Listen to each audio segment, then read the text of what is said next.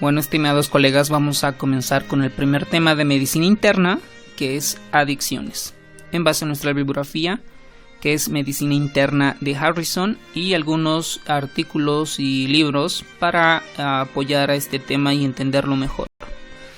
Este tema contiene otros 4 subtemas, el cual es alcohol y alcoholismo, trastornos relacionados con los opiáceos, cocaína y otras drogas de uso frecuente y la adicción a la nicotina. Vamos a comenzar con esta pregunta. Si un paciente tiene un consumo moderado de etanol, es decir, de 1 o 2 vasos diarios, tienen el siguiente efecto. El inciso A nos menciona que aumenta el riesgo de cáncer, aumenta el riesgo cardiovascular, reduce la esperanza de vida a los 19 años, reduce la enfermedad cardiovascular y reduce el riesgo de intoxicación por etanol. Pues vamos a comenzar que el alcohol, el etanol en la bebida, se distribuye por todo el organismo. No llevamos a ver que un 80% por un mecanismo y otro 20% por otro mecanismo. El riesgo de por vida de tener problemas con el alcohol, miren, 20% en varones, es decir, de cada 10 varones, 2 de ellos pueden tener problemas con el alcohol en sus diferentes modalidades, y en las mujeres solo el 10%. Las dosis bajas de alcohol podrían aportar beneficios a la salud. Entonces ustedes tienen que preguntar si tienen que ser más objetivos o debemos de ser más objetivos. ¿Qué tanto es dosis bajas de alcohol? ¿No? Ahorita vamos a detallarlo eso. Más de 3 bebidas estándar. Entonces yo tengo que saber qué es una bebida estándar. ¿Están de acuerdo? ¿No? Eleva el riesgo de cáncer y enfermedad. Tanto enfermedad vascular, trastornos de consumo por etanol y todas esas situaciones y cuestiones reducen la esperanza de vida a los 10 años. ¿Ok? Entonces uno se pregunta y dice, pues realmente hacemos una revisión, una búsqueda bibliográfica y pues buscamos en los journals y demás artículos con alto factor de impacto. ¿Qué tiene que ver el alcohol con el riesgo de vida, ¿no? Y con las enfermedades cardiovasculares? Entonces he encontrado este artículo, y hay muchos más artículos, donde dice que el alcohol es la espada afilada de doble filo. ¿A qué se refiere el término de doble filo? Donde acá ya nos menciona que el consumo de alcohol ligero a moderado, es decir, hasta una bebida diaria para mujeres, ojo, no embarazadas, como dicen los otros artículos, y de 1 a 2 bebidas diarias para los hombres, se asocia con beneficios cardioprotectores. ¿Ok? Mientras que un consumo cada vez más excesivo produce un empeoramiento proporcional de los resultados. ¿Ok? Entonces, el consumo de alcohol confiere protección cardiovascular predominantemente a través de mejoras de la sensibilidad a la insulina, ese sería el mecanismo de acción, sensibilidad al colesterol de lipoproteínas de alta densidad. Entonces, ayuda a la sensibilidad de la insulina y aumenta las HDLs. Ese sería el mecanismo por el cual tendría sus efectos cardioprotectores. Pero, si tú te pasas el consumo, nos pasamos del consumo, tienen efectos nocivos como el cáncer y otras enfermedades que lo vamos a ver. Por lo tanto, acá la respuesta es que reduce la enfermedad cardiovascular porque es un consumo moderado. Bueno, pues si tiene alguna otra acotación o algo que poder comentar, pues lo hacemos por nuestro grupo de estudio, ¿no? Entonces uno se pregunta y dice, ¿qué es una bebida estándar? ¿No? Obviamente esto no está en el libro, pero para que se entienda mejor, pues ahí se los pongo. Se define como 12 gramos de etanol, que pueden ser 5 onzas de vino, 12 onzas de cerveza o 1.5 onzas de 80 bebidas espirituosas. Teniendo en cuenta que una onza son 360 ml, ustedes ya puedan sacar la cantidad de una bebida estándar. Para eso acá se los puso una tabla, el cual dependiendo a la concentración del etanol, el volumen y el alcohol puro contenido. Entonces nosotros debemos entender que es de 8 a 12 gramos de etanol, que es una bebida estándar, ¿ok?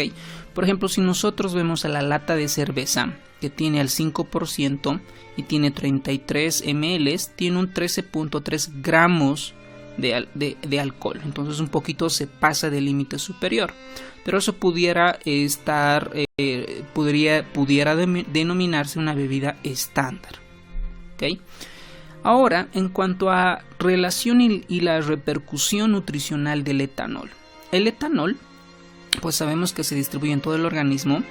Las concentraciones sanguíneas de etanol se expresan en miligramos o gramos de etanol por cada 100 ml, ejemplo 100 miligramos en cada 100 ml, o 0.10 o 0.10 gramos por cada 100 ml.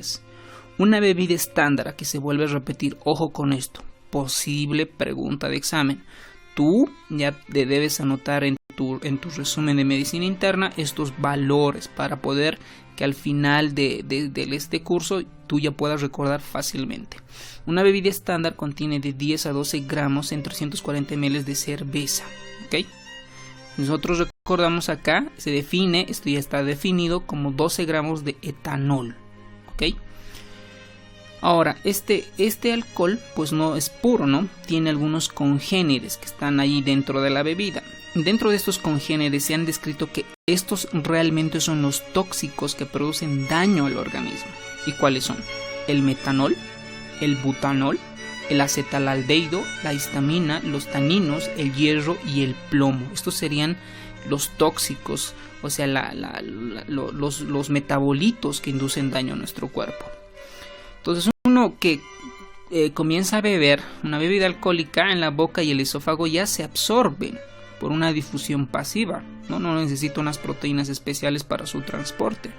Y en el estómago, intestino grueso también se absorben grandes cantidades, pero la parte proximal del intestino delgado es donde se realiza la principal absorción.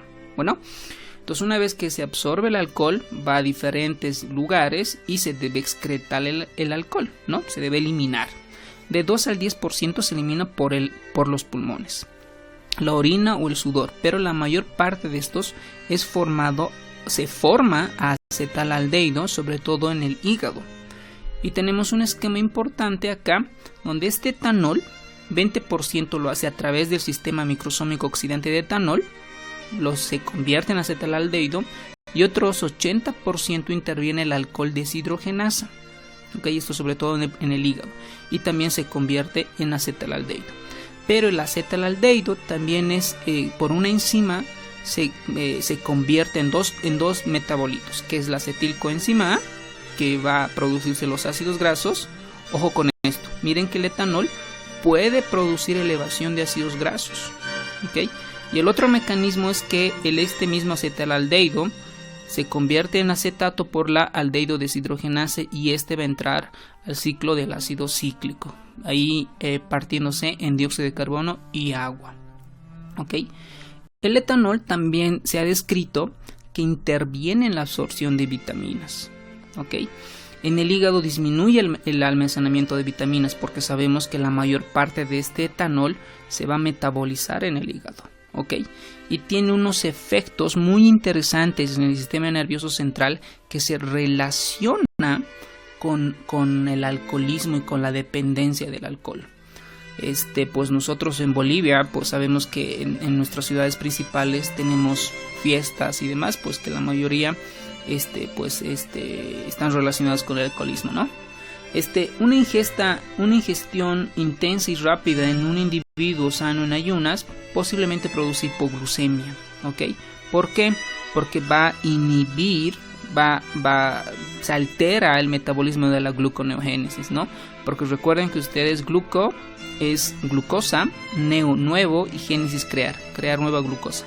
Esto en el hígado, ¿no? Eso explicaría por qué estos pacientes podrían tener hipoglucemia.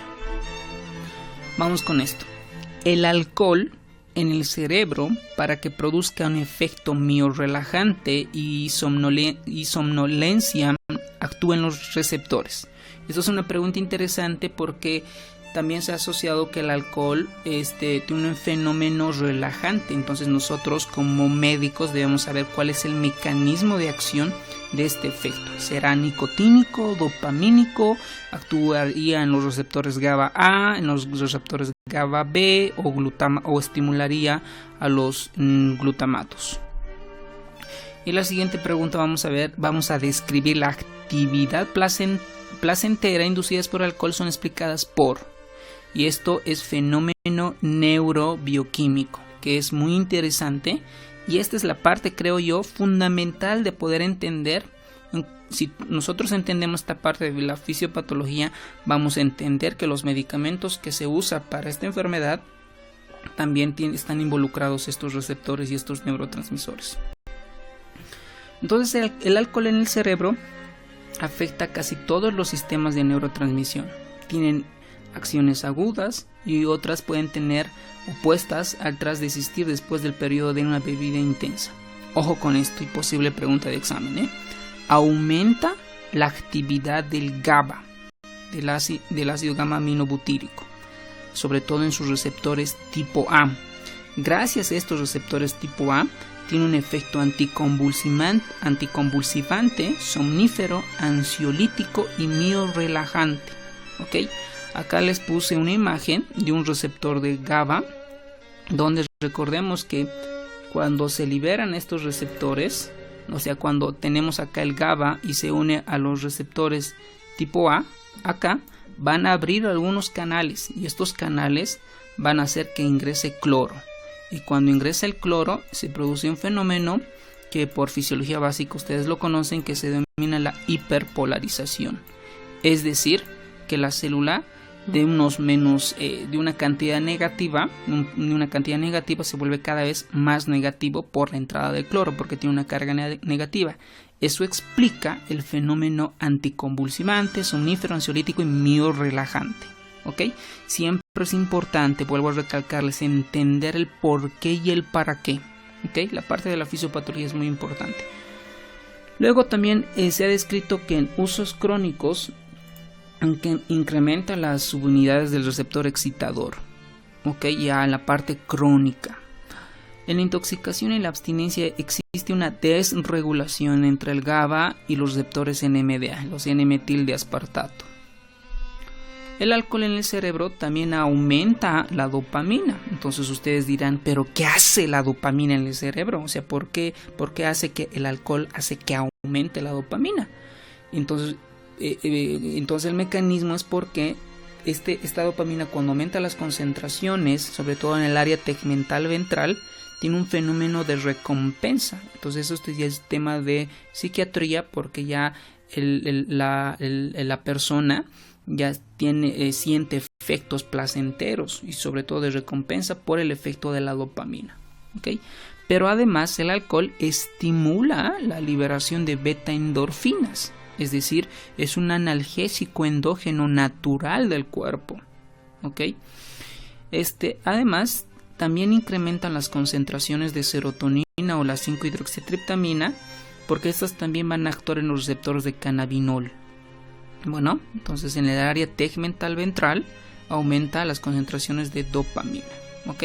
Entonces acá vamos a ver que el alcohol en el cerebro, para que produzca el efecto miorrelajante y el efecto para dormir, estimula para que uno pueda dormir, actúa en los receptores GABA-A.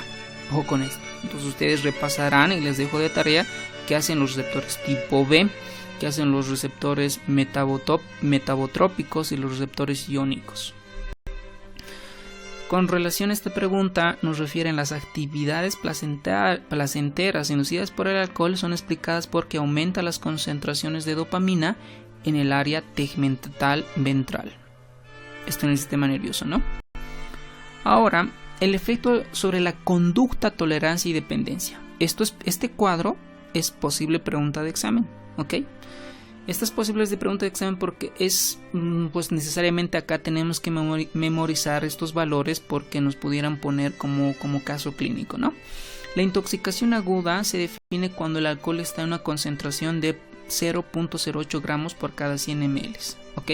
Es más, nuestro libro nos da acá la concentración sanguínea y el efecto que produce. Por ejemplo, vamos a tocar el 0.08. Cuando la concentración está en 0.08, existe una disminución de las funciones cognitivas complejas. Por ejemplo, no puede razonar un caso clínico, no puede hacer operaciones matemáticas complejas, el desempeño motor no es tan eficiente, ¿no?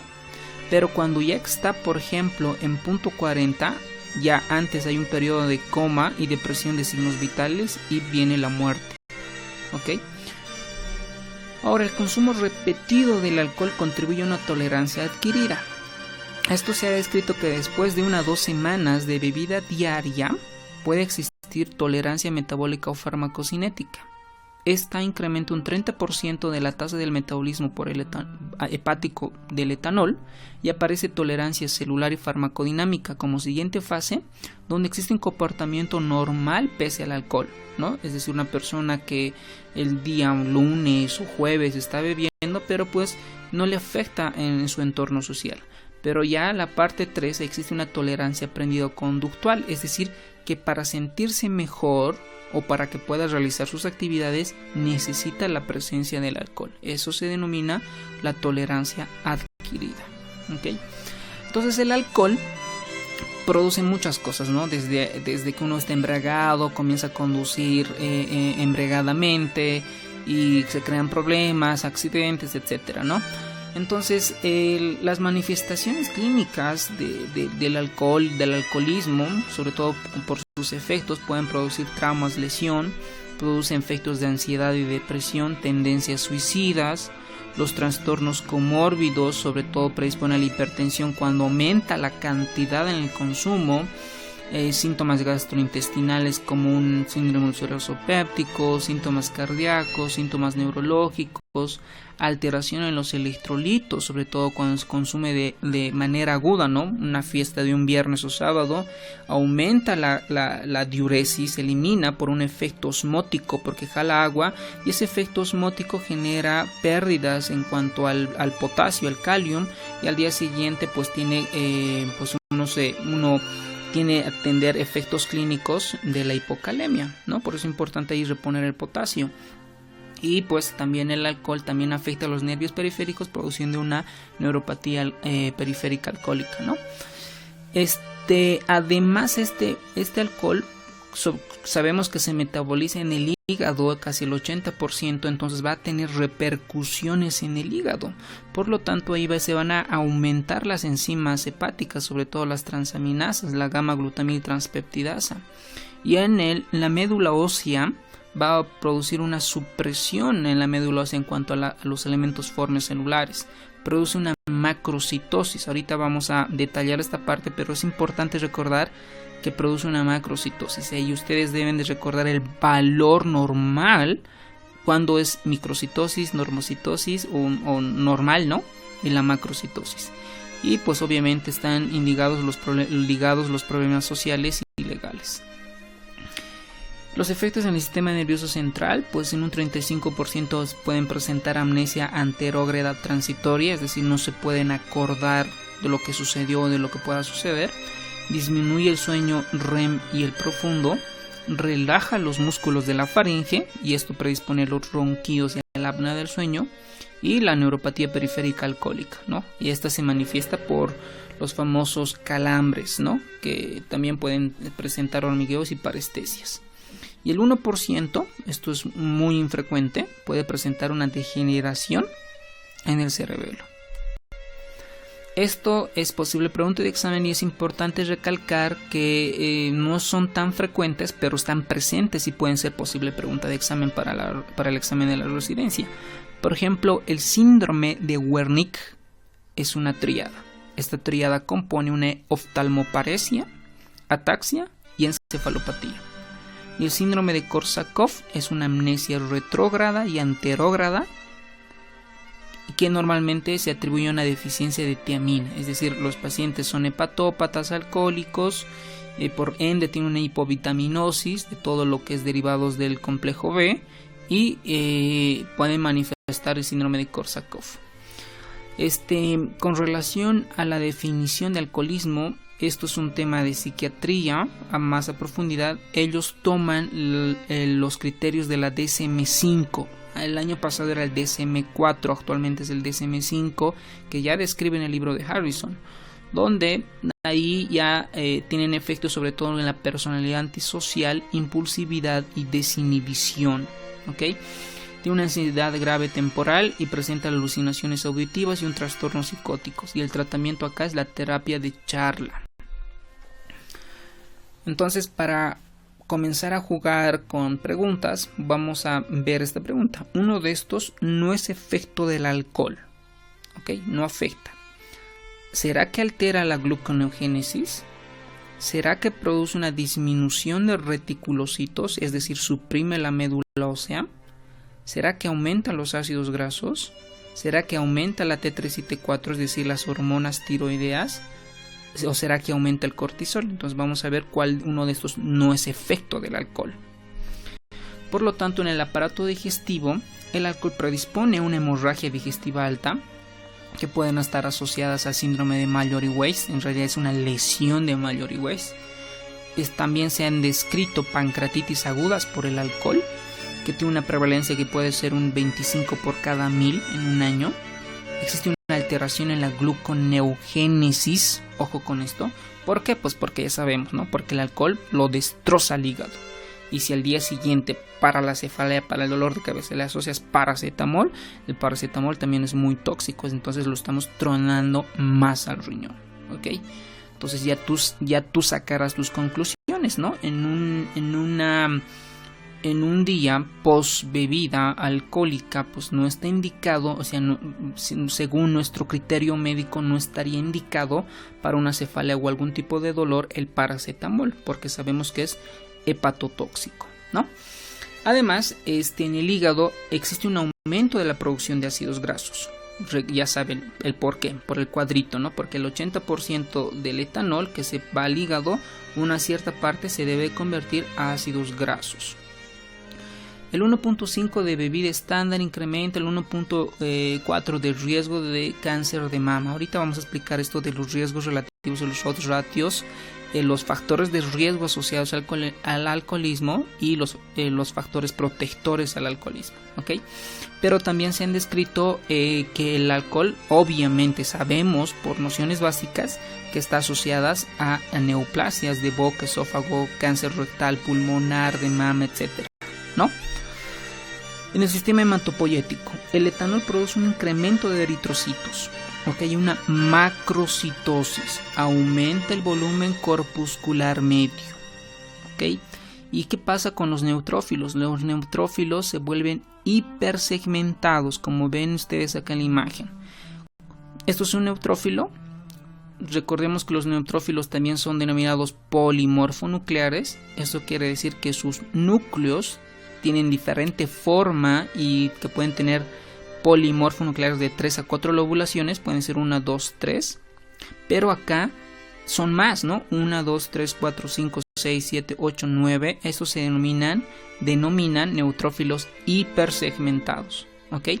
Pero además, como suprime la médula ósea, obviamente va a haber una reticulopenia, es decir, disminuyen los reticulocitos. ¿Qué es un reticulocito? Un glóbulo rojo joven, eso es por demás decirlo, ¿ok? Entonces, como el alcohol suprime la médula ósea, ¿cómo se va a defender la médula ósea? Hacer que las células madres crezcan, se reproduzcan. Por eso vamos a encontrar que la médula ósea está hiperplásica, ¿va? El consumo intenso y crónico, pues inmunosuprime al sistema inmunológico, o sea, suprime el sistema inmunológico y pues puede dar resultados falsos, sobre todo con pruebas de tuberculina, porque está alterado el sistema inmunológico. Con relación al sistema cardiovascular, el alcohol produce una depresión en la contractilidad miocárdica, produce una vasodilatación periférica, pues tendría ahí como un efecto hipotensor, ¿no? Protector para la hipertensión. Pero también cuando se pasa el alcohol, ¿no? Se aumenta el riesgo de hipertensión arterial. Y hay otros términos que nos describen en el libro, como por ejemplo están asociadas a arritmias auriculares, ventriculares, sobre todo la taquicardia paroxística, y esto se denomina un corazón festivo o corazón de vacaciones, ¿no? Porque por la bebida y todo lo demás. Los cambios en el sistema genitourinario y el funcionamiento sexual y el desarrollo fetal. Entonces lo que va a presentar es básicamente atrofias, ¿no? Atrofia testicular irreversible, retracción de los túbulos seminíferos, disminución en el volumen del semen y la disminución de cifra de espermatozoides. Lo mismo pasa en las mujeres, existe amenorrea, disminución del tamaño de los ovarios, abolición de cuerpos lúteos, con esterilidad concomitante y un incremento del riesgo de aborto espontáneo. Y hay unos síndromes y trastornos que están asociados, por ejemplo, el síndrome de alcoholismo fetal, que eso les dejo de tarea que lo deben ampliar el tema, el trastorno de espectro alcohólico fetal, otro tema para que puedan investigar, y los otros efectos. El alcohol también produce miopatía alcohólica aguda, ¿no? Y no solamente miopatía, también neuromiopatía, ¿ok? Incrementa el riesgo de fracturas y la osteonecrosis de la cabeza del fémur. Aumenta el cortisol porque es una hormona de estrés y disminuye la T4 y T3, es decir, suprime la función tiroidea. Por lo tanto, la respuesta no es efecto, es que aumenta la T3 y T4, al contrario, disminuye la T3 y T4. Ahora vamos a entrar a la parte de alcoholismo, también denominada dependencia del alcohol, es decir, que la persona no puede estar normal porque depende del alcohol. Entonces, esta se define como las dificultades repetidas relacionadas con el etanol al menos 2 de las 11 áreas de la vida. Entonces ustedes dirán, ¿cuáles son las 11 áreas? Esas 11 áreas son preguntas extraídas o descritas en el DSM-5, ¿ok? Que estas que se acumulan en un mismo periodo de 12 meses. Entonces acá este es el cuadro donde acá nos identifican los criterios para la sospecha de una persona con trastornos por consumo del alcohol, que esto ustedes lo pueden describir en su cuadro, y la prueba de identificación de trastorno por consumo de alcohol. Básicamente son preguntas y se le da un puntaje a cada de estas preguntas. A nosotros lo que nos interesa es saber cada puntaje qué tanto de severidad nos da el cuadro. Por ejemplo, leve es que si existen 2 o 3 elementos de esta tabla. Moderada con 4 o 5. Y grave si cumplen 6 o más criterios. ¿Okay? Aparte, nos refieren sobre todo a especificar si existe en la remisión temprana y en la remisión sostenida. Esto ustedes lo pueden leer, pero básicamente comienzan a ampliar.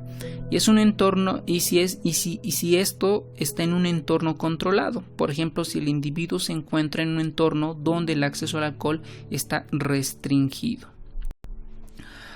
Ahora, el riesgo de alcoholismo pues es para varones es mucho más que las mujeres. Por ejemplo, para varones de 10 a 15% y para las mujeres de 5 a 8%.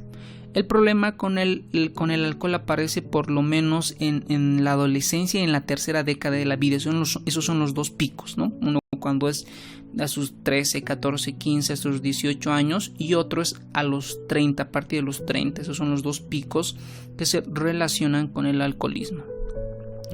Entonces uno se pregunta y dice, ¿existe factores de riesgo para que una persona pueda ser alcohólica? Y la respuesta es que sí. Y lo que más me impactó es que el 60%, es decir, la mitad de ese factor de riesgo, se debe a la genética. Entonces eso me llamó la atención y comenzamos a investigar un poco qué genes están relacionados con el alcoholismo. Pero dentro de estos, aparte de los genes, no solamente son los genes, porque esos genes alguien lo tiene que activar o lo tiene que estimular.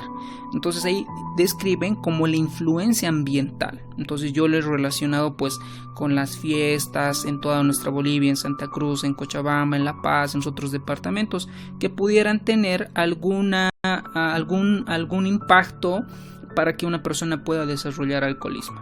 Y otra, obviamente, son rasgos de personalidad, ¿no? Y se describen que, por ejemplo, que están relacionados a aquellas personas que solo alcanzan la secundaria, es decir, que no son profesionales y tienen más tendencia a desarrollar el alcoholismo.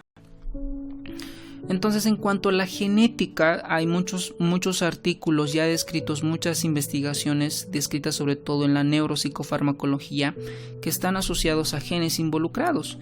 Y estos genes, sobre todo son los genes que codifican las subunidades gamma y alfa del receptor GABA. Entonces ustedes acá todo es neurobioquímica, receptores GABA, y genes que también están involucrados, que también están involucrados con el receptor de la dopamina, ¿no? Entonces, y ustedes ahí ya pensarán, entonces si está involucrado el GABA, está involucrado la dopamina, y entonces ¿serán fármacos que actúen contra estos receptores y neurotransmisores? Esa es la pregunta. Ya vamos a ver en el tratamiento. Entonces, en cuanto al tratamiento, básicamente acá es reconocer que un mínimo de 20% de todos los pacientes tienen abuso o dependencia de alcohol. Para un médico es muy difícil a un principio, ¿no? Aprender a identificar y tratar los trastornos agudos. Pues un agudo, pues básicamente el paciente va a venir con hipertensión o ansiedad, o si le hace una prueba alcohólica, etcétera, ¿no? Y saber cómo ayudar a los pacientes a comenzar a resolver los problemas de alcoholismo y tener conocimiento suficiente sobre el tratamiento del alcoholismo para remitir de forma apropiada a los pacientes que reciban ayuda adicional. Ahora, vamos a ver con esta pregunta. Son características laboratoriales de un alcohólico. Entonces, nosotros, por ejemplo, en la consulta podemos ver algún paciente y sospechamos que este paciente pudiera ser alcohólico y podemos solicitar laboratorios. Y estos laboratorios nos pudieran guiar si el paciente es alcohólico o no es alcohólico. Entonces acá vamos a describir en estas opciones. Por ejemplo, estos pacientes van a tener una gamma glutamil transferasa más de 35 unidades. Una transferrina con deficiencia de carbohidratos más de 20 unidades por litro o más del 2.6%. Y si hacemos un hemograma vamos a encontrar, y en ese hemograma completo vamos a encontrar que el volumen corpuscular medio está elevado, porque recuerden que habíamos dicho que existe una macrocitosis. Entonces, ¿cuánto es una macrocitosis? Mayor o igual a 91 micrómetros cúbicos que nos describe en el libro de Harrison. Y un ácido úrico que está más de 7 miligramos por cada 100 ml. Estas 4 variables tienen una sensibilidad y una especificidad para poder detectar mayor o igual al 60%. No es muy bueno, pero es lo que existe todavía hasta ahora para poder identificar laboratorialmente a un paciente alcohólico. Ahora, un paciente, por ejemplo, que tiene una hepatitis inducida por el alcohol, ¿cómo yo me voy a dar de cuenta si es una hepatitis por virus, es una hepatitis por parásitos, o es una hepatitis por medicamentos, o es alcohólico?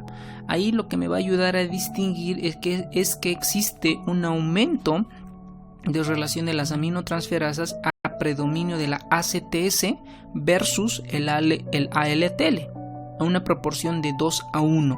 Eso nos indicaría que pudiera ser una hepatitis inducida por el alcohol. ¿Okay? Esta es la misma tabla donde describen a pacientes para identificar pacientes alcohólicos, y la respuesta es esta, ¿no? Son características laboratoriales de un alcohólico. Aquí debiera ser excepto, porque sí presenta una gamma glutamil transferasa más de 35, una transferrina con deficiencia de carbohidrato más de 2.6%, un volumen corpuscular medio más de 91 y un ácido úrico. Estas son las características laboratoriales en sospecha, y lo que no cuadra es la disminución de las transaminasas. Al contrario, debería haber un aumento de las transaminasas. ¿Okay?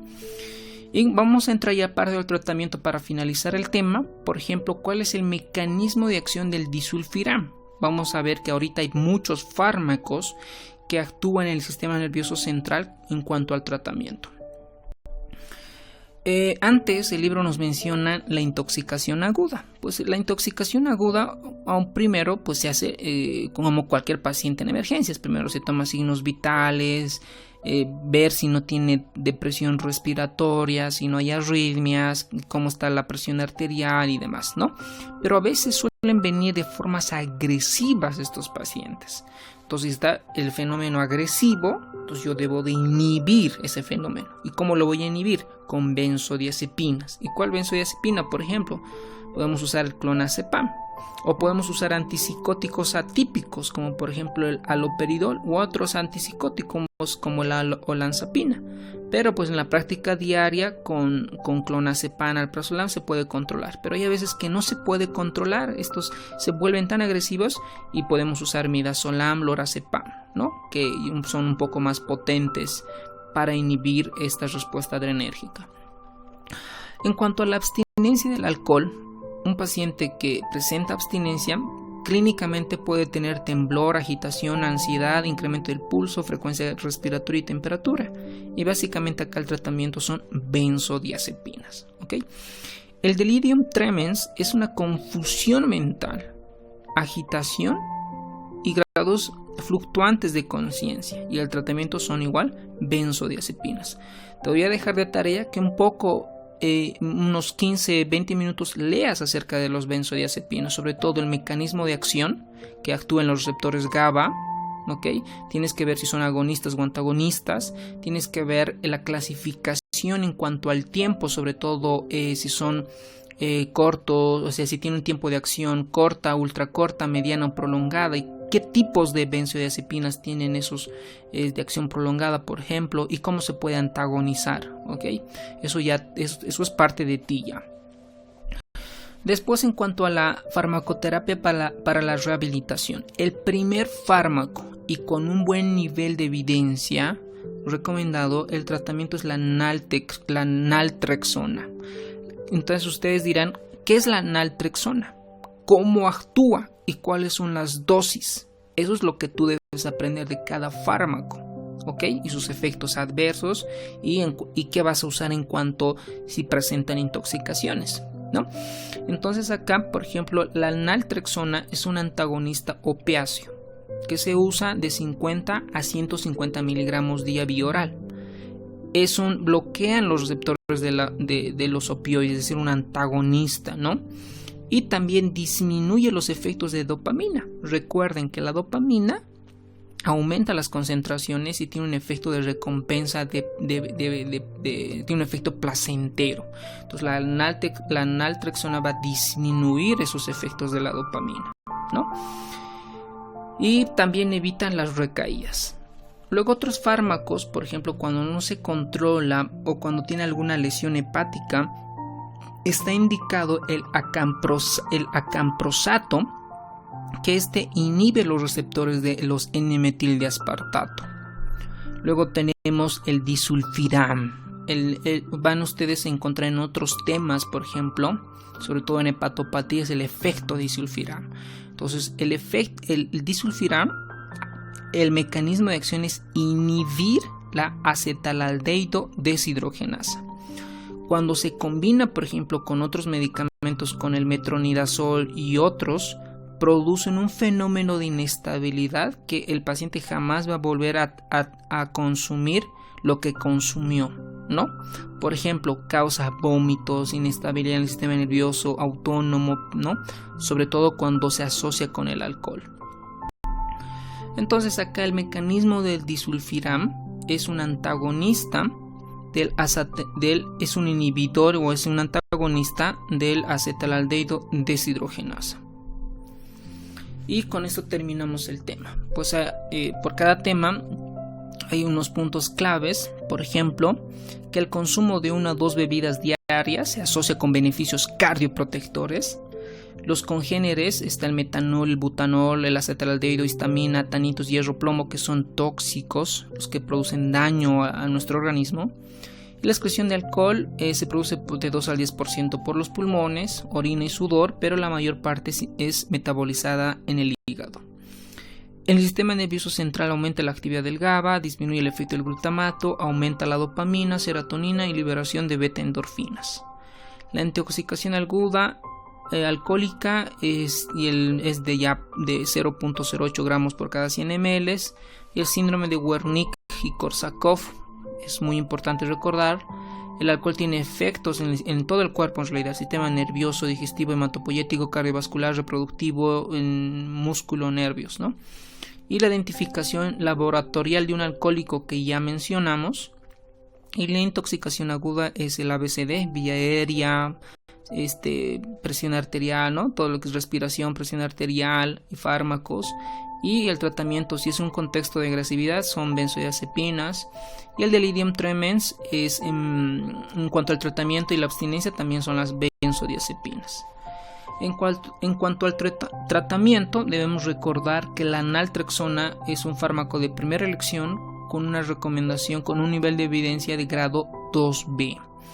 En pacientes con hepatitis aguda o enzimas hepáticas mayores de 3 a 5 veces o que estén en insuficiencia hepática, el medicamento de elección sería el acamprosato. ¿Okay? En los pacientes que no mejoran ni con naltrexona ni con acamprosato, estaría indicado el disulfiram, el topiramato, gabapentina, baclofeno y el ondansetron.